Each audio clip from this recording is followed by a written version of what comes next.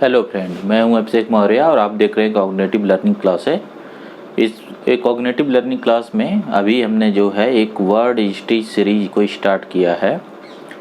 इस सीरीज में हमने जो है सबसे पहले जो है आपको हिस्ट्री के एक नए अप्रोच को समझाने की कोशिश की है कि कैसे हिस्ट्री को पढ़ते हैं, जो आपके सिविल सर्विसेज एग्ज़ाम में आपके लिए यूजफुल होगी। जब आप प्री मेंस और इंटरव्यू के लिए जब आप प्रिपरेशन कर रहे होंगे तो कैसे आपकी ओपिनियन डेवलप होगी और कैसे आप इसे सीखेंगे, आपकी अंडरस्टैंडिंग बढ़ेगी। तो जो टॉपिक हमने स्टार्टिंग के लिए यहाँ चूज किया है वो रखा हमने फ्रेंच रेवोल्यूशन। फ्रेंच रेवोल्यूशन एक ऐसा टॉपिक है जिसका बहुत थ्रू आउट हिस्ट्री बहुत ब्रॉड इम्पैक्ट पड़ा है, इस वजह से ये एक इम्पॉर्टेंट टॉपिक बन जाता है। तो इसमें अभी तक जो हमने डिस्कस किया था एक इंट्रोडक्शन, और दूसरा मैंने आपको बताया था कि जब फ्रेंच रेवोल्यूशन हुआ तो रेवोल्यूशन का मीनिंग क्या था कि रेवोल्यूशन से पहले एक अरेंजमेंट था, एक ऑर्डर था, और उसी ऑर्डर में जो चेंज हुआ उसको हम फ्रेंच रेवोल्यूशन बोलते हैं। तो हम डिस्कस कर रहे थे रेवोल्यूशन से पहले का ऑर्डर, और उस ऑर्डर में जैसे हमने 4 कैटेगरीज बनाई थी, सोशल, पॉलिटिकल, इकोनॉमिक और कल्चरल। तो अभी तक हमने जो डिस्कस किया था वो थे सोशल स्ट्रक्चर। तो अब हम देखेंगे पॉलिटिकल इकोनॉमिक की स्ट्रक्चर क्या थे, ठीक है, और फिर हम देखेंगे कल्चर का क्या स्ट्रक्चर था, और उसके बाद जब वो चेंज हुआ तो उसमें क्या बदलने वाला था। तो चलिए हम इसे स्टार्ट करते हैं और इसे देखते हैं। जैसा मैंने आपको बताया कि उस टाइम तक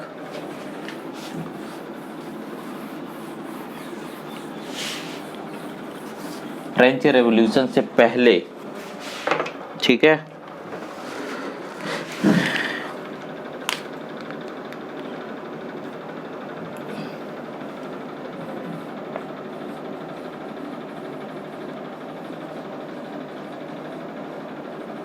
फ्रेंच रेवोल्यूशन से पहले जो पॉलिटिकल स्ट्रक्चर है, इस पॉलिटिकल स्ट्रक्चर को आज हम समझेंगे कि उस टाइम का पॉलिटिकल स्ट्रक्चर क्या था, ठीक है। तो देखिए, पॉलिटिक्स का मतलब होता है sharing of the power. Power को कौन कौन शेयर कर रहा था, ठीक है। जैसे जब भी हम कभी पॉलिटिक्स की बात करते हैं तो इसका मतलब होता है पावर शेयरिंग, और जो स्ट्रक्चर इसके लिए रिस्पॉन्सिबल है तो स्ट्रक्चर बता रहा कि पावर को कौन कौन शेयर करता था। और पावर का मतलब ये होता है रिसोर्स यूटिलाइजेशन कैपेसिटी। पावर का मतलब है रिसोर्स यूटिलाइजेशन कैपेसिटी। इसका मतलब है जो फ्रेंच टेरिटरी थी उस टाइम का, देखिए ये जो रेवोल्यूशन से पहले का टाइम था ना, उस टाइम तक एक्चुअल में एम्पायर और किंगडम हुआ करते थे, ठीक है। और जब रेवोल्यूशन हो जाता है तो रेवोल्यूशन के बाद एम्पायर और किंगडम टूट के नेशन स्टेट की बिल्डिंग होती है, ठीक है। तो बिफोर रेवोल्यूशन जो हालात हैं वो एक्चुअल में फ्रेंच किंगडम हम कहें या फिर एम्पायर कहें। एम्पायर जो है इसमें जो है मल्टी नेशंस कॉन्सेप्ट होता है। कई सारे जो नेशंस या जो कल्चर है वो एक ही जो है यूनिट के फॉर्म में इस पे रूल किया जाता है। जैसे उस टाइम तक जब आप फ्रेंच रेवोल्यूशन की बात कर रहे हैं तो अगर आप यूरोप के मैप को देखें, मैं एक रफ मैप ही ड्रॉ कर रहा हूँ, ठीक है।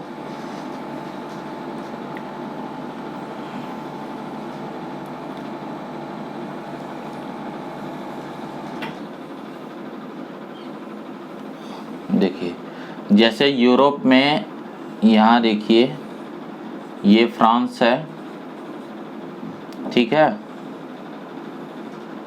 ये पोर्तुगल है, स्पेन है, ये स्विट्ज़रलैंड है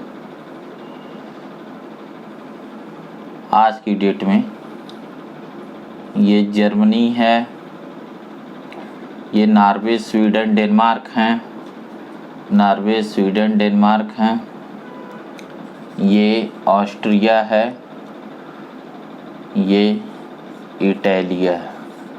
ठीक है, तो एक्चुअल में क्या था कि उस टाइम पे जबकि हम बात कर रहे हैं जैसे फ्रेंच रिवॉल्यूशन से पहले यानी 1779 से पहले की हम बात कर रहे हैं, या यूं कहिए 70 के टाइम पे ये जो फ्रेंच टेरिटरी थी, ये जर्मनी कोई स्टेट नहीं था, ऑस्ट्रिया कोई स्टेट नहीं था, इटली नहीं बना था, स्पेन नहीं बना था, ऐसा कोई भी नेशन स्टेट एग्जिस्ट नहीं करता था। तो फ्रेंच टेरिटरी जो रूलर, जो किंग फ्रांस पे उस समय रूल करता था, वो वार में जितने एरिया को वो कैप्चर कर पाता था, कंक्वर कर पाता था, उतने एरिया पे वो जो है उसका रूल होता था। अब जैसे मान लीजिए मैंने एक बाउंड्री ड्रॉ कर दी, ये बाउंड्री बदलती रहती थी, जैसे एक लड़ाई में ये बढ़ गई, दूसरी लड़ाई में हो सकता है ये घट जाए। ठीक है, क्योंकि वार है वो लगातार जो है बाउंड्रियाँ चेंज होती रहती थी। तो यहाँ पे मान लीजिए कोई मोनार्क है, वो मोनार्क जो है अब यहाँ पे रूल कर रहा है। ठीक है, या एम्पायर है तो आप एम्परर बोलते हैं। ठीक है, ये रूल कर रहा है। तो इस हिसाब से देखिए इसमें स्विस भी हैं, स्पेनिश भी हैं, पोर्तुगीज भी हैं, जर्मन भी हैं, डेनिश भी हैं, ऑस्ट्रियन हैं और फ्रेंच तो हैं ही, और डेनिश भी हैं। तो इस तरीके से इसी को मैं बोल रहा हूँ कि एक मल्टी कल्चर, एक मल्टी नेशन कॉन्सेप्ट को हम बोलते हैं एम्पायर। इसमें एक्चुअल में एम्पायर बिल्डिंग में उन्हें बेनिफिट ये होता था कि जितने एरिया को कंट्रोल करेंगे उतने एरिया से टैक्स कलेक्ट करेंगे, एग्रीकल्चरल टैक्स, रेवेन्यू टैक्स और जो है ट्रेड का टैक्स। एक्चुअल में एम्पायर के साथ जो चीज़ सबसे इम्पॉर्टेंट थी वो थी ट्रेड पे कंट्रोल करना, ट्रेड रूट को कंट्रोल करना। तो जितने ट्रेड सेंटर होते थे उनको कंट्रोल करना। ठीक है, तो वो आज के नेशन स्टेट नहीं थे, जैसा मैं आपको समझाना चाह रहा हूँ। तो उस टाइम का जो एम्पायर थे वो कन्वर्ट होने वाले हैं नेशन स्टेट में। तो अभी हम एम्पायर या किंगडम की बात कर रहे हैं, तो हम देखेंगे इस एम्पायर या जो किंगडम है फ्रेंच, उसमें पॉलिटिकल स्ट्रक्चर क्या है। जैसा मैंने बोला शेयरिंग ऑफ पावर, तो इसका मतलब ये हुआ कि यहाँ जो रिसोर्स होगा, तो रिसोर्स मैंने दो चीज़ बताई ना, एक तो होता है लैंड रेवेन्यू। लैंड रेवेन्यू का मतलब ये हो गया जो एग्रीकल्चरल लैंड है उससे जो टैक्स लिया जाए वो, और दूसरा जो है जो उस समय के ट्रेड हुआ करते थे उन ट्रेड से जो टैरिफ लगता था, ट्रेड पे जितने टैरिफ हम यूज करते थे, जो टैरिफ मतलब एक तरीके का टैक्स ही, जो ट्रेड का टैरिफ था, इन दोनों को, ये दोनों ही रिसोर्स थे और इस रिसोर्स पे कब्जे के लिए पॉलिटिक्स थी। तो हम उसको देखेंगे कि वो पॉलिटिकल स्ट्रक्चर क्या है। ये चीज़ आपको थोड़ा ध्यान रखना जो मैंने अभी समझाया कि उस समय का political structure modern political structure नहीं था। चलिए हम उस पे आते हैं वापस। तो हम बेसिकली उस समय का पॉलिटिकल स्ट्रक्चर देखेंगे।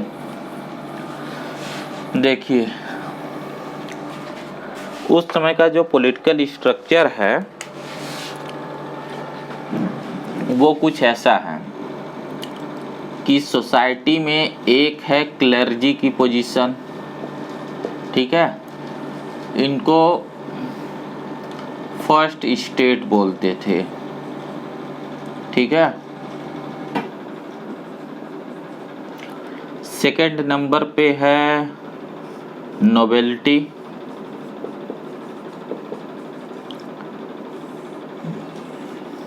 ठीक है, इनको सेकंड स्टेट बोलते थे। और जो थर्ड है, थर्ड में देखिए इस समय जो है कुछ बिजनेस वगैरह स्टार्ट हो गए थे, बिग बिजनेसमैन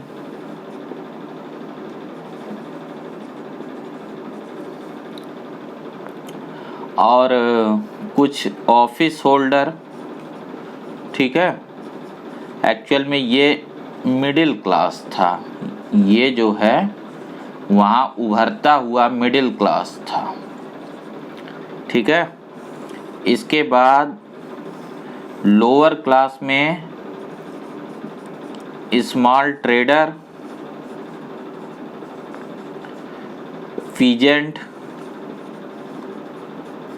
और आर्टिसन। ठीक है, ये लोअर क्लास है, ये लोअर क्लास है उस समय का। इन दोनों के लिए हम यूज करते हैं थर्ड स्टेट। अब देखिए इन सब का एक्चुअल में उस समय का जो अरेंजमेंट था, इसे एक यूनिट माना जाता है, ये पूरा एक यूनिट है। पॉपुलेशन में ये 90% है, 90% पॉपुलेशन इनकी है। ठीक है, ये जो है रॉयल फैमिली बनती है, ये रूलिंग एलीट है, ये रूलिंग एलीट का फॉर्मेशन करते हैं, ये चर्च और उसके ऑफिशियल का फॉर्मेशन करते हैं। ठीक है, अब देखिए उस समय क्या था कि जैसे जो सिस्टम था वो थी मोनार्की। पहले मैं ये समझा दूं मोनार्क का रूल क्या होता। उस समय जो सिस्टम था वो एक मोनार्क का रूल था। देखिए मोनार्क का रूल जो है इस्टेब्लिश होने से पहले, जैसे एक वहाँ मोनार्क था लुइस 14। ठीक है, एक वहाँ मोनार्क था लुइस 14, इसे लुइस द ग्रेट भी बोलते हैं। ये एक एब्सोल्यूट मोनार्क था, एक और वर्ड होगा एब्सोल्यूट मोनार्क। इससे पहले जो अरेंजमेंट फ्रांस में थी वो क्या था, देखिए इससे पहले जो फ्रांस में अरेंजमेंट थी कि मैंने आपको बताया था फ्यूडल सोसाइटी। इससे पहले फ्रांस में फ्यूडल अरेंजमेंट था, इसमें एक किंग हुआ करता था। ठीक है, और जो किंग था उसके नीचे बहुत सारे फ्यूडल लॉर्ड हुआ करते थे, बहुत सारे फ्यूडल लॉर्ड, जैसा मैंने कल आपको बताया था। और ये जो फ्यूडल लॉर्ड थे इनको अलग अलग टेरिटरी, अलग अलग इन्हें पूरे किंगडम को इस तरीके से इनके बीच डिवाइड कर दिया गया था और ये अपने अपने ऑटोनॉमस रीजन पे रूल करते थे, टैक्स वसूलते थे, आर्मी मेंटेन करते थे और जस्टिस प्रोवाइड करते थे। ठीक है, इसके साथ साथ इनके बराबरी में ही यहाँ पे चर्च भी था।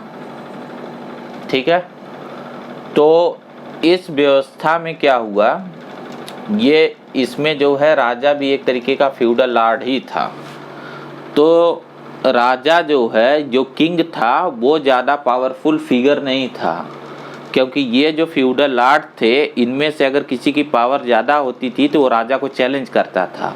यहाँ मेन चेंज ये था कि एक टर्म आप देखेंगे स्टैंडिंग आर्मी, एक टर्म आप देखेंगे ना स्टैंडिंग आर्मी। स्टैंडिंग आर्मी का मतलब ये होता है या अस्थाई सेना, कि राजा के पास कोई अस्थाई सेना नहीं थी, कोई आर्मी नहीं था, क्योंकि आर्मी को मेंटेन करने के लिए उसे पैसे चाहिए और उस समय जो पूरी इकॉनमी थी वो एग्रीकल्चर पे बेस थी। एग्रीकल्चरल प्रोडक्शन इस टाइम में बहुत कम था। ठीक है, तो जो टैक्स था वो टैक्स भी इन फ्यूडल लॉर्ड्स और चर्च के और राजा के बीच में डिस्ट्रीब्यूट होता था। तो वो इतना ज़्यादा नहीं था कि इनको जो है स्टैंडिंग आर्मी का एक्सपेंस जो है मेंटेन कर पाए, क्योंकि इसका एक्सपेंस बहुत ज़्यादा था, तो एक्सपेंस को ये मेंटेन नहीं कर पाते थे। इस जो एग्रीकल्चरल टैक्स था या जो रेवेन्यू टैक्स था इसके थ्रू फिर यहाँ पे एक चेंज होता है, टाइम के साथ साथ यहाँ पे एक चेंज होता है। चेंज कुछ इस तरीके से हुआ कि ये जो फ्यूडल लॉर्ड्स जो इंडिविजुअल जिस एरिया पे ये लोग रूल करते हैं, इसको मैनोरियल स्टेट बोला जाता है, इसको बोला जाता है मैनोरियल स्टेट। ठीक है, ये यूनिट होती थी। ये बहुत सारे मैनर हैं, जैसे ये 4 मैनर हैं, इसकी एक पूरी एक किंगडम है। ठीक है, तो इसमें चेंज ये हुआ कि इस टाइम तक यहाँ कुछ सिटी सेंटर बनने लगे, जैसे इस तरीके से सिटी सेंटर डेवलप होने लगे यहाँ स्टेट में, कुछ जो है अर्बन सेंटर। अब ये जो अर्बन सेंटर बन रहा था, इन अर्बन सेंटर के बीच ट्रेड होने लगा, इनके बीच यहाँ जो है ट्रेड होने लगा, और इस ट्रेड से टैक्स मिलने लगा। ठीक है, देखिए जो अर्बन सेंटर होते हैं उसका मीनिंग क्या होता है। जैसे जब आप कोई अर्बन पॉपुलेशन कहते हैं, जब देखिए आपको ह्यूमैनिटी में ना एक टर्म आता है रूरल पॉपुलेशन, तो रूरल का मतलब ये हुआ, रूरल या कंट्री साइड या गांव की जो पॉपुलेशन है उसका मेन काम होता है फूड प्रोडक्शन। फूड प्रोडक्शन में वो क्या करता है, या तो खेती में एग्रीकल्चर के थ्रू अनाज पैदा करता है, या फिर वो एनिमल रियरिंग, एनिमल हस्बेंड्रिंग करता है। ठीक है, जानवर पालता है, या फिर वो पेस्टोरलिस्ट होते हैं, चरवाहे होते हैं, जहाँ एग्रीकल्चर के लायक लैंड नहीं है, तो उनका टैक्स खाने पीने के बाद बहुत कम होता था। ठीक है, और जो अर्बन सेंटर होता है, तो कोई भी अर्बन एरिया उसको बोला जाता है जहाँ पे नॉन एग्रीकल्चरल एक्टिविटी होती है, वहाँ पे एग्रीकल्चर नहीं लोग करते हैं। उनका जो मुख्य काम होता है, वो जो मेन वर्क उनका होता है, वो होता है ट्रेड और कॉमर्स। ठीक है, वो चीज़ों को ले आते हैं एक जगह से दूसरी जगह, वहाँ पे सेल करते हैं, उसके प्रॉफिट पे जिंदा रहते हैं, और उनके खाने पीने की चीज़ वो गांव से, जो आसपास के गांव उनसे खरीदते हैं। तो जैसे एक ये किंगडम है, इस किंगडम में जैसे मैंने 4 ये अर्बन जो है सेंटर बना के दिखाए आपको कि ये 4 सेंटर हो गए, तो इन सेंटर के बीच इस तरीके से ट्रेड रूट हो गया। तो ये जो टाइम है ना 1770 तक का या 1700 तक का, इसमें क्या हुआ है, ये 1700 क्या एक्चुअल में 1500 टू 1700 के बीच बहुत सारी जियोग्राफिकल डिस्कवरीज हुई हैं। जैसे आपने कोलंबस का नाम सुना है, वास्को डी गामा का नाम सुना है, तो इनकी डिस्कवरीज के बाद क्या हुआ कि जो ट्रेड थे उनमें रिवाइवल हुआ, और ट्रेड जो है बड़े लेवल पे थोड़ा होने लगे। जब ट्रेड बड़े लेवल पे होने लगे तो उसके लिए ज़रूरी थी बड़े अर्बन सेंटर के, और उसके लिए ज़रूरी थी एग्रीकल्चरल प्रोडक्शन बढ़ने के। तो इस टाइम के ड्यूरिंग क्या हुआ था, एग्रीकल्चरल प्रोडक्शन बढ़ गया था, उसका जो सरप्लस था उस सरप्लस पे लोग ट्रेड करते थे। और ये जो ट्रेड था, सरप्लस पे ट्रेड करने का मतलब क्या है, जैसे मान लीजिए जो गांव का आदमी है, कोई व्यापारी उसके पास आएगा तो वो चीज़ों को कैसे बेचेगा, वो बेचने के लिए उसके पास पैसे नहीं है, तो उसके पास जो सरप्लस प्रोड्यूस है, टैक्स देने के बाद जो अनाज है, उसमें से अपने खाने के बाद भी अगर वो प्रोड्यूस करता है तो 5-10 किलो उसने बेच दिया और अपने ज़रूरत की जो चीज़ें थी उसे खरीद लिया। तो उसी को हम बोलते हैं एग्रीकल्चर का जो सरप्लस था वो ट्रेड के लिए रिस्पॉन्सिबल था। तो जो एग्रीकल्चर का सरप्लस था वो ट्रेड के लिए रिस्पॉन्सिबल था, और ट्रेड के लिए वो चीज़ें आनी चाहिए थी जो लोकली ना हो। तो उस चीज़ को मैंने बताया कि इस टाइम तक जियोग्राफिकल डिस्कवरीज हुई जिसके थ्रू नए ट्रेड रूट बने, और उसकी वजह से जो है यहाँ पे शहर जो है, शहर बसने लगे, अर्बन सेंटर बसने लगे। जब अर्बन सेंटर बसे तो अर्बन पॉपुलेशन जो एग्रीकल्चर पे बेस नहीं थी, तो वहाँ पे कई सारे नए टाइप के काम आए। अर्बन सेंटर का जो काम था, एक तो था कि वहाँ पे प्रोडक्शन होता था लोकली, ठीक है, आर्टिसन जैसे कि carpenter, gold Smith, copper Smith, इस टाइप के लोग थे, आर्टिसंस थे, है ना। जैसे उस समय की जो मेन इंडस्ट्री थी वो थी टेक्सटाइल की इंडस्ट्री, कपड़े बुने जाते थे, ठीक है, दस्तकार उसको बोलते हैं, आर्टिसन को हिंदी में बोलते हैं दस्तकार। तो उनकी गिल्ड होती थी, वो लोग होते थे। फिर जब बिजनेस होता था तो बिजनेस में अकाउंट को मेंटेन करने के लिए एक टर्म आता है स्क्राइब, है ना, लिपिक, हिंदी में बोलते हैं लिपिक, वो उन लोगों का एक कैटेगरी बनी। तो उसी को मैंने यहाँ दिखाया है, जो थर्ड स्टेट में बिग बिजनेसमैन जो ट्रेड को ओन करते थे और जो ऑफिस होल्डर थे, डिफरेंट टाइप की जो ऑफिस होल्डर है। जैसे एक लिपिक का, एक जो है अकाउंटेंट का देहात में कोई काम नहीं, क्योंकि वहाँ कोई हिसाब ही नहीं रखना है, लेकिन शहरों में उसकी ज़रूरत थी। अब ये जो लिखने पढ़ने का काम था ना, ये जो लिखने पढ़ने का काम था, ये जो है इनको एक नए क्लास में, सोसाइटी में एक नया क्लास बना रहा था, वो था फ्रेंच मिडिल क्लास। ये अभी नया क्लास था, क्योंकि पहले मैंने जो कल आपको लेक्चर इसके पहले जो दिखाया था सोशल स्ट्रक्चर, उसमें फ्यूडल सोसाइटी में मैंने जानबूझ के इसको नहीं दिखाया, क्योंकि ये बात की सिचुएशन में आए हैं, ये इमर्ज कर रहे हैं। जब ये मिडिल क्लास आया तो इस मिडिल क्लास का ये ट्रेड टैक्स है, ठीक है। इस ट्रेड टैक्स की जो अमाउंट है, इसकी जो अमाउंट है वो एग्रीकल्चर टैक्स से बहुत ज़्यादा थी, ठीक है। ये एग्रीकल्चर टैक्स का अमाउंट है, इसकी अमाउंट कम हो गई और इस ट्रेड टैक्स की अमाउंट ज़्यादा हो गई। तो ये जो ट्रेड सरप्लस का जो टैक्स था, ये कहाँ जा रहा था, ये इस राजा के पास जा रहा था। अब राजा के पास इतना टैक्स जाने लगा कि ये इन फ्यूडल लॉर्ड्स पे डिपेंडेंट नहीं रह गया। पहले इन फ्यूडल लॉर्ड्स पे ये डिपेंडेंट था, क्योंकि इनके टैक्स से ही ये जो है अपने खर्चे एक्सपेंस पूरा करता था, और वो इतना नहीं होता था कि वो आर्मी मेंटेन करे। लेकिन अब ट्रेड पे जो ये अर्बन सेंटर थे, इनको मैनोरियल स्टेट में नहीं रखा गया था, इस पे डायरेक्ट राजा का कंट्रोल था। तो किंग ने क्या किया कि इनके कंट्रोल से, इनके पैसे से, इनसे जो टैक्स से प्रॉफिट आ रही थी, उससे अपनी स्टैंडिंग आर्मी को मेंटेन किया। जब इस किंग के पास स्टैंडिंग आर्मी हो गई तो ये किंग जो है एब्सोल्यूट हो गया। अब ये डिपेंडेंट नहीं था इन फ्यूडल लॉर्ड्स पे अपनी डिफेंस के लिए, कि इसको जब ज़रूरत